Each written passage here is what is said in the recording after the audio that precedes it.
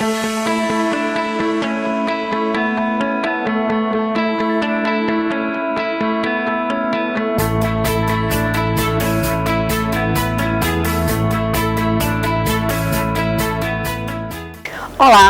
Fala Mulher é um novo espaço de debates dentro da programação da TV Assembleia. Como o próprio nome indica, será um espaço para mulheres discutirem sobre qualquer assunto, mas principalmente assuntos femininos. A cada programa teremos convidadas especialistas nos assuntos da pauta do dia. Tenho certeza que você vai gostar. Eu sou Elda Borges e o Fala Mulher está começando.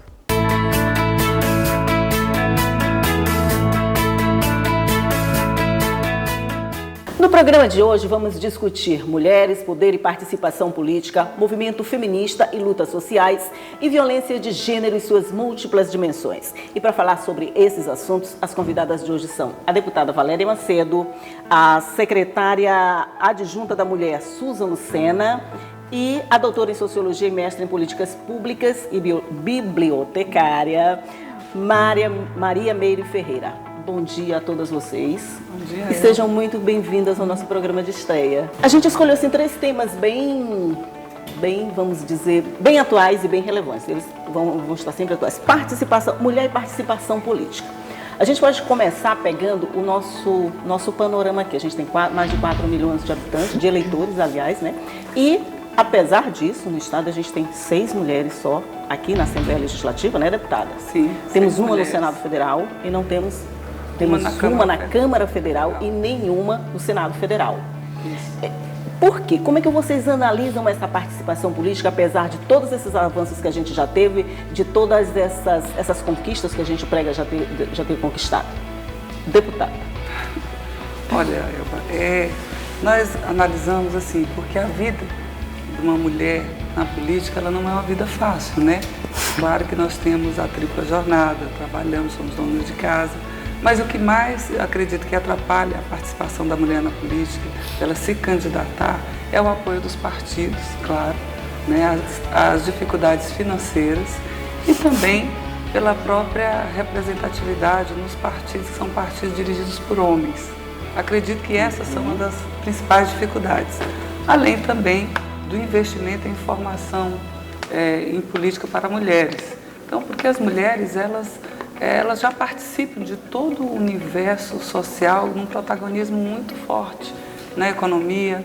Hoje elas estão mais dentro das universidades, elas estão participando em todas as profissões com protagonismo. Mas assim, na política há uma certa dificuldade. Alguma coisa emperrando. É um mundo machista, que às vezes ele tolhe a mulher em participar, e também porque não é fácil ser política e ser mulher, né? Há uma exigência muito maior pelo fato das nossas atribuições de mulher, de mãe, de esposa. Isso também, claro, que a gente tem que tirar esse tempo. Então, uma mulher que está na política, ela tem que se dedicar muito ao trabalho político. E às vezes a sociedade, a sua situação, é o meu ponto de vista, exige também esse outro lado da mulher. Mas essa realidade está mudando. Infelizmente, a passos lentos, né, Meire? A passos lentos, e esses movimentos, a nossa participação aqui na Assembleia, o apoio das mulheres, a Procuradoria da Mulher, que hoje foi uma luta grande. Eu sou a primeira procuradora da mulher eleita pelo voto direto desta casa, graças a Deus, com o apoio todo, o apoio das mulheres, dos deputados, homens, enfim, de todos. Mas é um espaço ainda de poder incipiente que nós devemos ainda trabalhar muito para empoderar as mulheres, dar mais voz ativa a essas mulheres e chamar essas mulheres ao poder. Aí eu fico pensando assim, esse empoderamento, a gente fala tanto na questão do empoderamento da mulher, nessa participação, a gente fala tanto e a coisa ainda não desemperrou esse tempo todo? Meire? E primeiro eu queria falar um pouco do que você acabou de perguntar, reportando um pouquinho, dar um pouco da história, né? Para ver por que depois de tantos anos as mulheres são a maioria na população, são as mais qualificadas em termos de tempo de estudo, mas mesmo assim são as menos representadas, né? Eu acho que a gente precisa se reportar um pouquinho para analisar um pouco essa cultura patriarcal que a gente vive, que ela ajuda a gente a entender o porquê de não as mulheres estarem no poder, no espaço de poder. E aí a gente tem que lembrar alguns momentos importantes da história. No início do século, quando as mulheres começaram a lutar pelo direito de votar, quais eram os argumentos dos homens? Mulher não precisa votar porque nós já as representamos, né? É como se nós não precisássemos ter, porque eu sou o pai da família, eu já represento minhas filhas e minha mulher. Então era um discurso do início do século XIX, do início do século XX, mesmo assim a gente conseguiu lutar e conquistamos o voto. Então é como se esse discurso se renovasse para dizer assim, não, vocês já são 6 aqui no Legislativo do Maranhão, não precisa mais. Precisa mais. Então é um pouco desse discurso que permanece. E essa prática, ela se evidencia não somente no número, mas também nas formas de cerceamento. Certamente que a Valéria, que é a nossa deputada, e outras deputadas que já antecederam, elas sempre têm muita dificuldade de exercer seu mandato. Às vezes elas têm que bater. Eu me lembro de uma fala de uma deputada Thelma Pinheiro, no mandato de 2002, ela dizia assim, eu preciso bater na mesa para poder ter o direito de ser ouvida. Então tem sido muito difícil o processo da inserção das mulheres dentro desse espaço de poder, né? A questão do empoderamento é uma questão que hoje é um termo que nós trabalhamos muito para mostrar da importância de empoderar as mulheres, empoderar a sociedade, mas especialmente a quem tem menos poder. Quem tem menos poder? As mulheres, os negros, os homossexuais, os jovens, né? Empoderar esse sujeito político é uma forma de que eles possam, de um jeito, interferir nesse espaço que continua sendo inacessível. Então, o empoderamento seria uma forma de a gente se apropriar de conhecimento e da capacidade de interlocução para poder interferir nesse espaço. E aí, esse empoderamento requer o grau de trabalhar, a postura, a fala, os dados que vai te dar, a capacidade de interferir de forma qualificada. Agora vejam só, as mulheres precisam disso, mas tem tantos homens que estão exercendo o poder que não têm qualificação nem conhecimento e estão aí no poder. A gente correndo atrás desse empoderamento, a gente já tem um certo poder, né? Mas os homens não precisam desse empoderamento. Não, porque já nascem com o poder. Já nasceram empoderados, Já nascem com o poder. Na verdade, e eles vão só fortalecendo dentro das estruturas que existem para fortalecer esse poder masculino, como já diz Bourdieu, diz isso claramente. Né? Aos homens sempre coube o espaço público, né? Quando a deputada Valéria fala da falta de apoio dos partidos políticos, a gente tem uma demonstração clara com os recursos que são destinados às campanhas das mulheres. Não chegam a 6% dos recursos, isso dados de 2014. A legislação foi alterada para fazer com que nós, mulheres, pudéssemos participar. Hoje, os partidos têm que obrigatoriamente ter 30% de mulheres concorrendo. Mas, ao mesmo passo, existem as candidaturas que são fraudadas, né? Inclusive o Ministério Público Federal está levantando uma campanha, e juntamente com o TSE, para evitar esse tipo de candidatura. De que forma? Na última eleição nós tivemos 15 mil candidatas que não tiveram um único voto e que não tiveram recurso algum em suas contas de campanha, né? E aí eles estão fazendo investigação, inclusive, para identificar falsidade ideológica e para identificar fraude, né? Punindo desta forma os partidos e fazendo com que os candidatos eleitos sejam retirados de seus cargos, né, para não mais fraudar o sistema eleitoral. Então, a gente vê um estímulo a mais na participação das mulheres, que, como o próprio sistema demonstra, né, é uma participação ínfima por todas as questões. Imagine que nós, mulheres, até 62, com o Estatuto da Mulher Casada, até 62, nós só podíamos trabalhar se o marido autorizasse. E um outro dado, mulher viúva que casasse, perdia direito aos filhos. A gente não está falando de uma coisa há muito tempo atrás, a gente está falando de uma época muito recente. É verdade. Eu não sei se vocês perceberam, mas a gente está fazendo um programa, não Fala Mulher, e a gente está aqui, nós 4 mulheres. Mas a gente está sentado numa sala, a gente está fazendo esse programa numa sala que, se vocês perceberem aqui atrás, só tem fotos de homens. Só para você se situar um pouco, todas essas fotos que estão aqui são de ex-presidentes do Poder Legislativo. Nós temos 39 representantes aqui do Poder Legislativo. Não existe uma mulher. Só existem homens. Isso sinaliza bem o que a gente está discutindo, né? A mulher não consegue chegar a ocupar um espaço dentro do plenário. Imagine, mas hoje a gente já tem mulheres na mesa diretora, né? Isso. Mas será que um dia a gente vai chegar a ter mulheres presidindo a mesa diretora? Eu acho que sim, vai demorar vai demorar um pouco. Mas assim, vai demorar um pouco ainda, mas eu acredito que vai mudar e nós vamos chegar assim à presidência dessa casa. Inclusive, talvez até me candidate à presidência dessa casa. Olha só, pronto, lançamento de Não é candidatura. brincadeira, é verdade. Mas é uma luta muito grande, principalmente pela a equidade que não há de representatividade política, né? Aqui na casa. Se nós tivéssemos aqui a lei que é discutida no Senado, que estabelece agora não cotas, mas sim cadeiras, talvez nós teríamos aí uma democracia plena da representatividade, até porque a mulher representa a maioria do eleitorado brasileiro. Pois é, nós temos a maioria do eleitorado, inclusive aqui no Maranhão, a maioria. Essa representação ela não se reveste em voto. Né? Mas por que mulher não vota em mulher? Não, não é isso.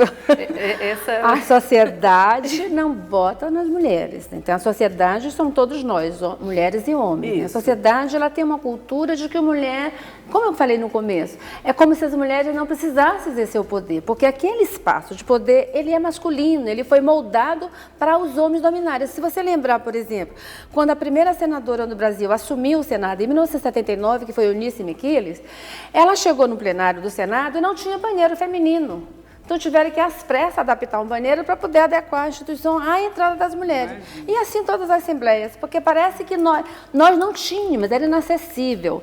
Então quando nós conseguimos ter o direito de votar, o homem já votava há mais de século, as mulheres começam a votar em 32 no Brasil. 34 é a primeira eleição que nós elegemos. Então as estruturas foram se adequando para nos receber. E vejam que passado com quase 90 anos de conquista do voto, nós não conseguimos ultrapassar 10%. Aqui no Maranhão a gente conseguiu avançar, mas no Brasil é 10% nas mulheres no poder, né? Ok, nós vamos fazer um rápido intervalinho, mas daqui a pouco a gente volta para continuar falando desse assunto. É só um minutinho, a gente volta logo.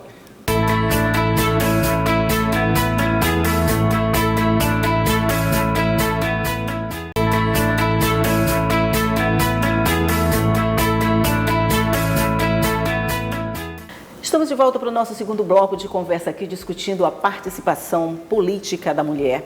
E a gente terminou falando essa história, né, de que mulher pode não votar em mulher, porque eu fiquei pensando assim, se a gente tem um eleitorado X e tem a maioria desse eleitorado formado de mulher, mas ao mesmo tempo a gente tem uma representação política ínfima de mulheres, o que é que acontece? Aí eu disse, mulher não vota em mulher, você disse, não é bem assim. Mas se a gente fizer uma continha assim bem básica, não vai dar esse resultado mesmo? Não, eu digo que a sociedade ainda não aprendeu a compreender a dimensão e importância política das mulheres no poder, né? Mas alguns municípios do Maranhão, um município especialmente, já. O senador Larroque, por exemplo, tem 3 legislaturas seguidas. É só para mostrar, para ver uma particularidade. Então, 3 legislaturas seguidas que o senador Larroque elege mais mulheres. Na atual legislatura são 7 mulheres são 7 vereadoras e 4 vereadores. Na legislatura passada eram 6 vereadoras e 5 vereadores, e na passada eram...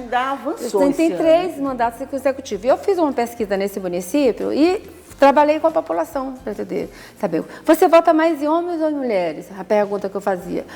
Mais em mulheres. E as respostas? Por que você vota mais em mulheres? Porque elas acompanham mais a vida do município. Então, lá nesse município, claramente se percebe que a população considera essas mulheres, além de estar qualificada, porque efetivamente elas são mais qualificadas do ponto de vista formal do que os vereadores, e elas também acompanham o cotidiano da vida dessa cidade. Isso a população diz claramente nessa pesquisa que eu realizei. Existem outros municípios que têm uma presença mais equilibrada. Tem algum outro município que a gente esteja nessa representatividade assim bem significativa? São poucos, né? São poucos. Mas mesmo sendo poucos, eu não considero que as mulheres não votam nas mulheres. Eu considero que a sociedade não vota nas mulheres, porque se você partir do princípio que o eleitor são homens e mulheres, né? Não tem um estudo mostrando ainda que são mais as mulheres que não votam nas mulheres. Não existe ainda esse tipo de estudo. O fato de ser mulher, né, não é a questão primordial para não receber o voto, né? Essa frase, a mulher não vota em mulher, foi uma frase, inclusive, criada para dizer assim, olha, tá vendo? Nem as mulheres votam em vocês. Como justificativa para dizer assim, as mulheres não foram feitas para os espaços públicos, o que não é uma verdade. Para se ter noção, todos os programas políticos que se tinham, só homens apareciam. A legislação eleitoral veio e disse, tem que ter 10% de participação das mulheres nos programas. O que aconteceu? Muitos partidos não fizeram. Muitos partidos perderam os seus tempos no programa eleitoral, programa partidário, para que pudessem ver que sim, as mulheres têm que participar. Hoje as mulheres têm espaço próprio de participação e não é só para dizer assim, apareceu uma mulher, não. tem que ser convidando e convocando as mulheres para participarem da política. Porque o problema é financiamento. A mulher não vai, sou candidata, então vou ser eleita. Não. Ela precisa de material de campanha, ela precisa ter como se locomover, ela precisa ter uma estrutura para... Igualzinho a qualquer outro candidato. Financiamento. Se só candidato, 6% de financiamento já que se começa tem... a dificuldade, a desigualdade. Não é só o fato de chegar ao espaço de poder, tem a questão de estar no espaço de poder, né? Tem um termo, inclusive, norte-americano chamado bro appropriating, ou bro interrupting, interrupção do homem quando a mulher está falando. Então, quando a mulher está no seu espaço de fala, no espaço de poder, ela é mais interrompida, isso uma pesquisa demonstra, mais interrompida do que os homens. Fiquei curiosa agora. Aqui, deputada, a gente tem esse problema de mulheres terem mais à parte, serem mais interrompidas durante suas falas? Aqui as mulheres, pelo número, né, reduzido que tem, mas a qualidade é muito boa, claro. Eu acredito que, por ser um espaço machista, a mulher ela é sempre vista aqui, vamos dizer assim, como não pela sua, vamos dizer, como ela realmente merece ser ouvida. Tantas vezes eu estou na tribuna falando essas questões de mulheres e está todo mundo conversando. Né? Não há aquela atenção. Vários eventos de mulheres aqui, nós não temos a participação dos homens. Quantas vezes, na própria inauguração da Procuradoria da Mulher, nós tivemos a presença de 4 deputados, um universo maior do número de deputados aqui, prestigiando a abertura da Procuradoria da Mulher. Nem 10%. A questão da própria criação da Procuradoria da Mulher, eu penso que ela não foi assimilada aqui por todo o parlamento, inclusive pela mesa diretora, como ela é membro da mesa diretora. Ela tem a mesma participação, os mesmos direitos de um membro da mesa diretora. Não é vista aqui, é vista como uma forma simbólica de representatividade feminina, como na mesa sempre se coloca uma mulher na chapa ou indicada, pela questão que tem que ter uma mulher na mesa, pela simbologia. Fica mais pelo tem que ter do que pelo este espaço. Mas já é um avanço. Esse tem que ter já é um avanço. Né? Mais o tem que ter do que o avanço. Quantos e quantos eventos e mesas a gente foi composto só por homens? Isso. Justamente. É mais aquela questão assim, é uma mulher sensível, nós temos que ver e tal. Mas não é visto como, né, ali realmente na mesma igualdade de direitos e de, vamos dizer, representatividade. A gente tem aqui alguns casos bem simbólicos, a gente tem a reitora agora, a gente teve a Rosiana Sarney, que foi a nossa primeira governadora. Se a gente avança num ponto desse, né? Que a gente teve essa representatividade, a gente pode dizer, então, a partir daí a gente tem mais espaço para a mulher, mas isso não reverteu em crescimento de participação política da mulher? Em participação política, sim. Se a gente analisar a presença das mulheres como protagonista em vários movimentos, nós estamos em vários movimentos. Movimento de luta pela terra, movimento da moradia, as mulheres são protagonistas. Entretanto, essa presença e representatividade, ela não consegue, digamos assim, incidir sobre a repressão no poder dentro das estruturas de poder, que é o parlamento, a justiça. Por quê? Porque no parlamento esbarra nessa questão das campanhas, né? E um pouco antes da campanha, esbarra primeiro na questão partidária, onde você se coloca para ser a candidata. Em geral, nos estudos que eu tenho feito, as mulheres têm uma dificuldade de colocar, eu sou candidata. Os homens não, eles chegam assim, já sou candidata a senador. As mulheres têm uma certa dificuldade de se colocar. Por quê? Porque nós esperamos que nós sejamos indicadas. E muitas de nós somos indicadas, né? Indicada pelo grupo. Os homens já se colocam, vou tentar aqui, se der certo, vai. Enquanto que nós temos uma certa ética, uma certa linha, que a gente espera ser indicada. Eu estou colocando isso aqui, mas tem que ser relativizado, né? Então, isso já é uma espécie de empecilho para que a gente chegue. A Susan, que é uma secretária adjunta, que tem um poder, uma pessoa conhecida, ela poderia ser imediato se colocar. Mas ela vai esperar primeiro alguém indicar, ele coloque ela como candidata. Tá? Teria que ser convidada por um partido para participar. Pelo grupo. Mais ou menos. Isso limita um pouco. Aí depois tem um outro limite, que é a questão das campanhas. Esse estudo que ela colocou, tem um estudo que a gente fez aqui em Maranhão e Pará, onde mostra claramente que as instituições, as grandes empresas, não investem nas candidaturas das mulheres, com raras exceções, a não ser se você é uma Marta Suplicy, uma Benedita da Silva, uma Cátia Borges, que, aliás, ela ela diz, inclusive a Cátia Borges disse que ela foi recursos próprios. Algumas candidatas conseguem ter, mas as candidaturas que estão em início de carreira, digamos uma Susan, ela vai ter dificuldade de conseguir financiamento, né? E sem financiamento não se faz. Até hoje se elegeu essas eleições aqui todas foi graças a muito recurso, né? E dentro da história da economia, as mulheres têm menos dinheiro. A partir de um cenário como esse, em que todo mundo sabe praticamente quais são as dificuldades, quais são, o que emperra essa participação, quais são os caminhos, por onde que a gente pode ir? A gente vai ter que ir para algum lugar, a gente não pode ficar intimidado por conta das dificuldades que aparecem, não faz parte do nosso perfil, né, de mulher, não faz parte do nosso perfil. Então, o que a gente vai fazer? Como é que se lida com uma situação dessa?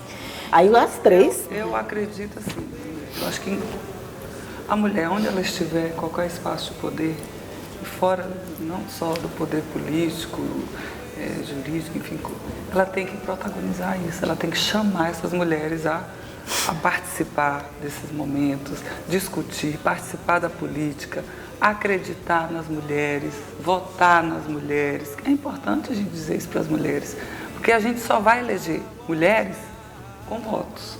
E como nós somos maioria, nós precisamos conscientizar a mulher da importância de nós estarmos aqui, né? Vocês concordam? Eu acho que também uma das coisas que precisa ser feita é um trabalho de educação política, né? Isso. Então, quando a gente pensa todo o processo de como se dá essa construção, essa cultura, né, patriarcal que permanece, a gente também vai ver que ainda não se fez, né, não se construiu uma forma de combater, que seria uma educação política. E educação política significa você educar homens e mulheres de uma perspectiva de gênero, ou seja, para serem vistos como iguais, né?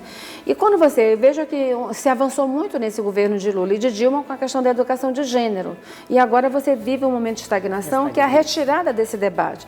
Esse debate era extremamente importante porque você ia levar para dentro das escolas a discussão da igualdade. Então, significava dizer que o líder estudantil a se eleger dentro da sala de aula, que seria o primeiro passo para você ser protagonista no futuro, ele poderia ser um homem, mas poderia também ser uma menina, um menino ou uma menina. Então, essa formação política com recorte de gênero, ela é fundamental para mudar essa relação. Nos lugares onde a gente tem visto mudanças, isso foi um dos pontos bastante considerados. Então, nós vamos continuar sobre essa discussão, desculpa, secretária, mas a gente vai só fazer um rápido intervalinho, daqui a pouco a gente volta para continuar falando. Não sai daí que a gente volta já.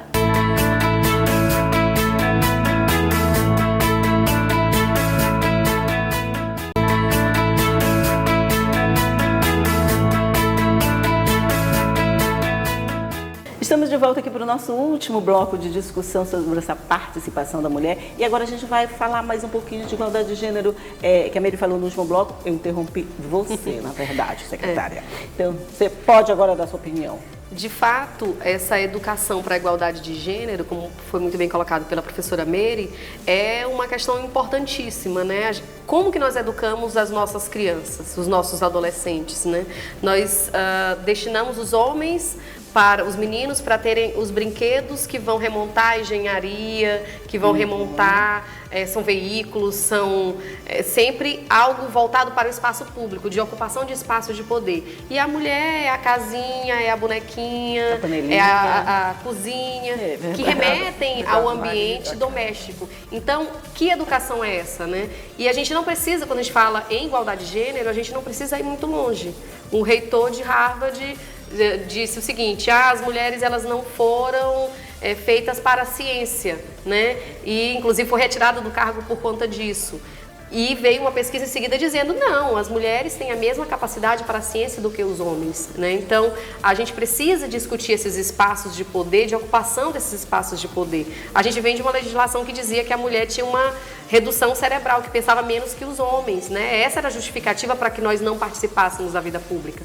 E isso é na nossa legislação recente, nós éramos tidas como relativamente incapazes. Então, a gente não está falando de algo, a gente está falando do século XX, né? A gente está falando da legislação de 1916, do último Código Civil, né? Que falava de mulheres defloradas, que tinha uma legislação toda que nos colocava em segundo plano. A gente avança em alguns momentos, né? e em outros momentos recua.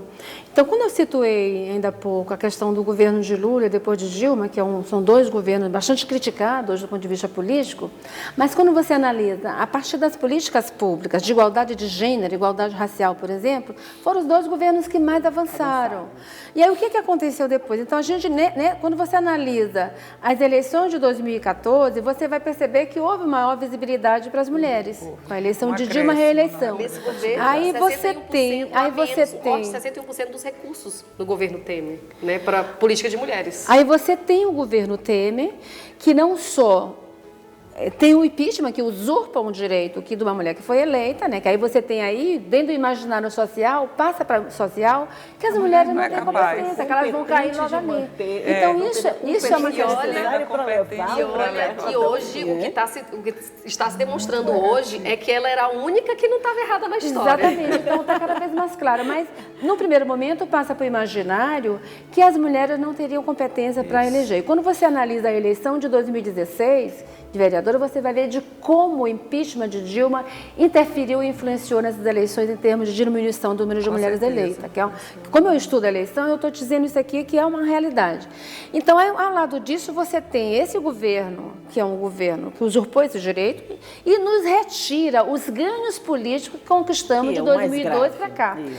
Quais foram os ganhos políticos? As políticas para as mulheres, que conseguiram chegar de norte a sul do Brasil, fazer com que a Secretaria da Mulher do Maranhão pudesse implementar em 2007, 2008, o Pacto Estadual de Combate à Violência de Gênero. Então, esse governo retira esse recurso desse pacto, como retirou depois outros que está sendo reflexo agora nas políticas estaduais. Então, é um reflexo da cultura que está indo dentro dos cargos de staff, de como o presidente nos vê. Isso é um reflexo. Então, a própria fala dele, né? Qual é a fala dele? E na própria fala. As mulheres só servem para saber da economia, no seu mercado. O que as mulheres vê sempre nesses cargos? Só homens. Então, na hora que ela vai votar, ela diz, não, ele é forte, eu vou votar em homem, porque ele é mais forte, ela não vai dar conta. A mulher, essa sensação de que o homem é mais forte, essa fragilidade. Ele é mais forte. Isso não atrapalha muito a vida da gente. Atrapalha, né? Porque, na verdade, não é. Pois é, nós somos frágeis. A mulher é frágil. Na verdade, não é que ela pode ser temos frágil, vulnerabilidades. Nós somos nada. vulneráveis, que é diferente de fragilidade. Se fôssemos frágeis, a gente não teria os partos normais, que é o momento de muito doloroso que a gente pare, né? Não mostra mais coragem do que você trabalhar, cuidar de filho, de casa, fazer as atividades. Nós somos 52% da população e mãe dos outros 48%, né? Isso. Mas tudo isso, e na hora de ocupar um cargo público, não, coitadinha. É muito difícil para nós mulheres. Nessa pesquisa que eu fiz aqui com as deputadas aqui em 2002 ou 2005, eu entrevistei todas as deputadas que estavam nesse mandato, eram 8 mulheres. Foi uma das maiores daqui no nosso. E eu perguntava para as mulheres assim, como é que você consegue conciliar a vida pública do parlamento com a vida doméstica? Ela diz, olha, professora, eu só consigo vir para cá, para a Assembleia, depois que eu deixo tudo organizado em casa. Isso. Aí a mesma pergunta eu fiz para o deputado. Ah, professora, mas é muito fácil, minha mulher cuida de tudo. Então, vejo que isso aí já tem um diferencial enorme que mostra de como para nós é mais difícil. A gente tem que ter, às vezes, a autorização das famílias para poder dizer, tentar. Por exemplo, eu já tentei me candidatar algumas vezes, mas minha família, tu não vai te candidatar. Olha então, só. tem a pressão da família, que é difícil você trabalhar. Então, os homens não precisam dessa não aceitação. Vai se candidatar. Você já imaginou, professora? Alguém graças a Deus eu posso Você dizer. não vai se candidatar? Não, no início, assim, meu pai ficou, assim, um pouco preocupado, né, pela questão. Você viaja muito, é uma dedicação muito grande, e ele ficou... Mas meu marido não, sempre me deu muita força, inclusive é meu braço direito, graças a Deus. A gente tem uma família que aceita bem, inclusive incentiva. E vocês levantaram uma coisa interessante no intervalo, que é sempre as campanhas dos homens, as campanhas políticas, qualquer campanha, é sempre quase coordenada por uma mulher. Sim. A gente tem a competência de fazer a coordenação de uma campanha, a gente tem a coordenação de qualquer outro projeto. Para empurrar alguém, a gente não tem competência para a gente. Pois é, exatamente. As assessoras da Maria são mulheres. Quem carrega o sino, a procissão são as mulheres que estão nos bastidores. E as mulheres vai lá e os homens brilham, né? As mulheres dos candidatos. Entendi. Exatamente. Nós somos competentes para ser cabo eleitoral dos homens. Eles sempre nos vê como a cabo eleitoral. Eu até fiz uma crítica desses movimentos nossos de mulheres dos partidos, que eu digo, gente, impressionante. Nós só servimos para carregar a bandeira e bater palma. Não pode ser. Porque a importância é muito grande da mulher no movimento, do movimento da mulher trabalhista e tal. E vocês, da mulher trabalhista, vocês estão votando em mulheres? Vocês estão incentivando as mulheres a participar da política? E vocês aí, estão ajudando a eleger essas mulheres? Aí a resposta você sabe, aí todo mundo fica sem às vezes ter a resposta, né? Porque na verdade não está havendo essa conscientização, esse apoio, vamos dizer, incentivo dos partidos, como eu digo, sempre presidido por homens, para que esses movimentos dali nasçam mulheres líderes, mulheres candidatas, mulheres que possam estar fazendo, né, assumindo os cargos de poder e também poder estar até se candidatando à presidência dos seus partidos. Essas duas questões, como a gente levantou, a igualdade de gênero e a participação política, elas parecem estar bem interligadas. Elas precisam andar juntas ou uma precisa andar na frente puxando a outra? Por exemplo, a igualdade de gênero precisa estar na frente para puxar essa participação política da mulher? Elas são concomitantes, né? Porque a igualdade de gênero te coloca no mesmo patamar. Você é visto como um ser igual, tem o mesmo direito, né? E aí, se nós considerarmos que a sociedade que nós vivemos ela é desigual, aí você vai analisar a desigualdade dentro do mercado de trabalho. Nós ganhamos menos do que os homens. Dentro dos cargos de poder, estamos em cargo de poder do que os homens. Em termos da violência, sofremos mais violência do que os homens. Só essas três grandes questões já justificaria a necessidade e a importância de nós estarmos em espaço que decide para pensar política, para poder inverter esses indicadores, né? Então, acho que esse é um ponto que a gente precisa colocar. Por que é importante eleger mulheres? Primeiro, porque é um direito das mulheres também decidirem os rumos da nação, os rumos do Estado, os rumos do município, né? Segundo, porque as mulheres têm problemas que a sociedade ainda não resolveu. Um deles é a violência, né? E por que não resolver? É preciso que mais mulheres estejam pensando políticas em todos os âmbitos para poder a gente inverter, como essa campanha que a gente está lançando cobrando, hoje. Né, a execução dessas políticas, efetivamente. Porque quanto mais mulheres... E mulher, como eu digo, ela não, é diferente. Você, mulher, o sentimento, vamos dizer, de uma mulher em relação à violência é diferente do sentimento do homem. Com certeza. Então, se eu que sou mulher, eu vou sentir, eu sei muito mais da necessidade das mulheres, do que precisa evoluir, cobrar isso como representante, né? Então, assim, se eu tenho mais mulheres aqui no poder, com certeza essas políticas elas vão ser mais prioritárias dentro das prioridades do Estado. Como a gente já está terminando, assim, só a opinião de vocês acham que nesse cenário que a gente está, depois disso que a gente discutiu, a gente pode pensar que daqui a um futuro, é um prazo, não digo um curto prazo, mas ao menos um médio prazo, dá para sonhar com essa coisa toda que a gente discute, essa participação política da mulher, essa igualdade de condições, de benefícios, de tudo que a gente deveria ter com os homens. A gente pode sonhar com isso, gente? A gente está avançando nesse sentido, né? E em diversas frentes, tanto de mobilização das mulheres, de organização própria das mulheres, com a interferência do Poder Judiciário nesse sentido, para garantia dessa nossa participação, como a realização de políticas públicas que caminhem nesse sentido. De fato, com essa mudança de governo que a gente teve algumas perdas que a gente fez assim, nossa, a gente já tinha avançado nisso e a gente voltou um pouco, né?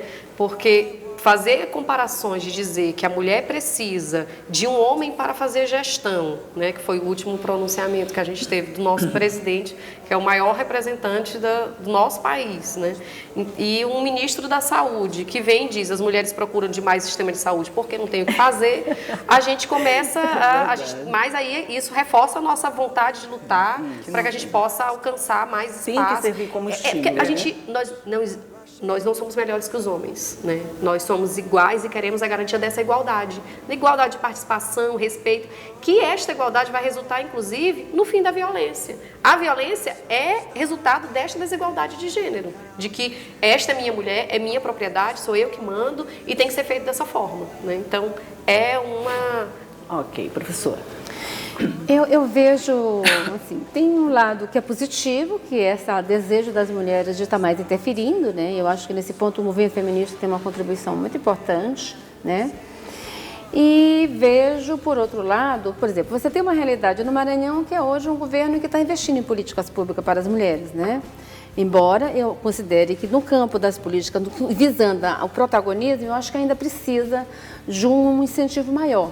que entra dentro da questão da educação política, educação de gênero, intensificar isso aí, como também trabalhar uma perspectiva de que se possa não interferir, mas estimular os partidos a ter maior investimento em relação às candidaturas das mulheres. Eu acho que tem que ter uma ação da Secretaria mais efetiva nesse ponto, que não é uma coisa fácil, né? Mas do ponto de vista da conjuntura nacional, acho que ela é extremamente desfavorável para as mulheres, né? É muito desfavorável. O impeachment de Dilma, eu considero que ele foi como que um banho de água fria nas ações que as mulheres vinham desenvolvendo, né? Mas, ao lado disso, nós temos muitas mulheres guerreiras, né? Você tem um Congresso hoje, um Senado, com mulheres muito guerreiras, que estão lutando, batalhando para que isso se altere. E são mulheres, veja uma mulher como a Benedita da Silva, a Gleice Hoffmann, a senadora Vanessa Gradutins, são mulheres que conseguem ter uma interlocução.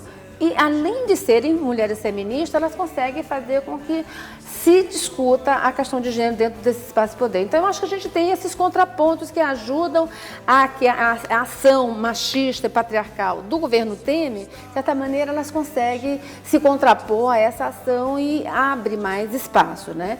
Agora, eu acho que a alteração vai depender muito da conjuntura. Se votar, por exemplo, a reforma política e a campanha financiada pelo Estado, o financiamento estadual de campanha, eu acho que altera, né? Mas se nós mulheres ficarmos dependendo de apoiadores, não vai alterar tanto, porque a cultura patriarcal ainda leva os grandes financiadores a apoiar mais homens, né? Mas, por outro lado, eu vejo a iniciativa das mulheres e da juventude que começa a alterar. No fim do túnel, né?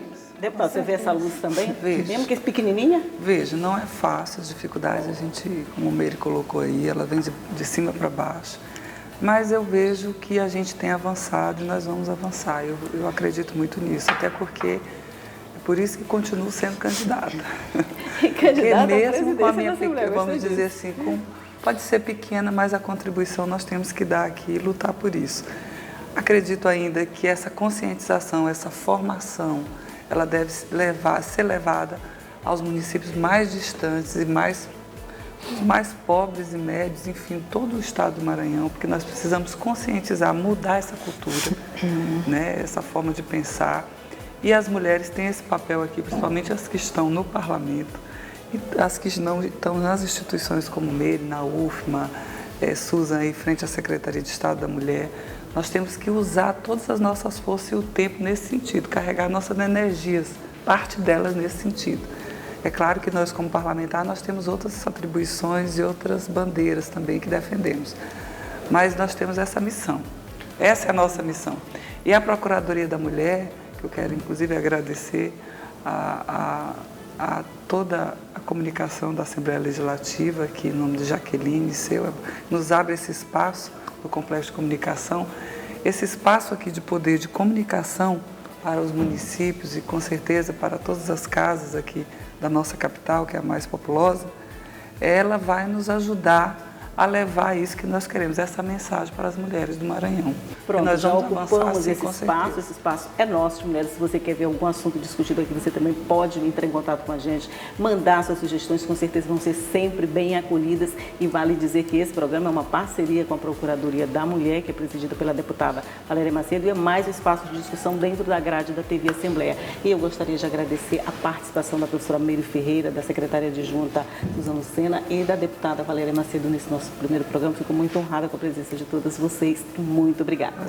Obrigada também. Te agradecemos. Obrigada a todos que nos E o Fala Mulher fica por aqui. A gente aguarda vocês no próximo programa. Tchau.